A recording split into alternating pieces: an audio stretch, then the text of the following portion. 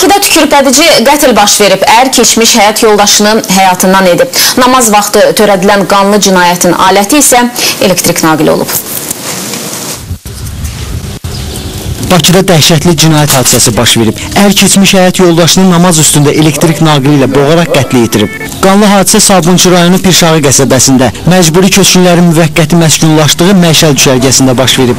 Tərtər rayon sakini 35 yaşlı Emir Heydərov keçmiş həyat yoldaşı 27 yaşlı Şəhənə Nağıyeva ilə 2 gün öncə rəsmi şəkildə boşanıbmış. Bu nikahdan onların bir övladı da var. Hadisə günü Emin 8 aylıq oğlunu görmək məqsədi ilə Şəhənənin anasını yaşadığı ünvana gəlib.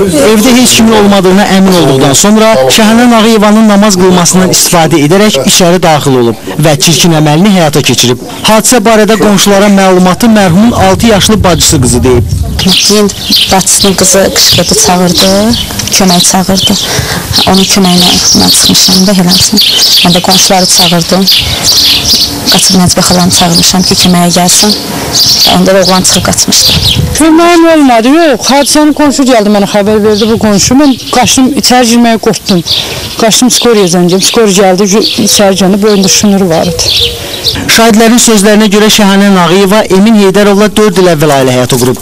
Ailə arasında tez-tez problemlərin yaşandığını deyən qonşular bu səbəbdən də Şəhənə Nağıyevanın küsərək anası ilə gəldiyini iddia etdilər. Keçmiş həyat yoldaşını həyatdan məhrum edən Emin Heydərov hadisəni törətdikdən bir qədər sonra gözləyib.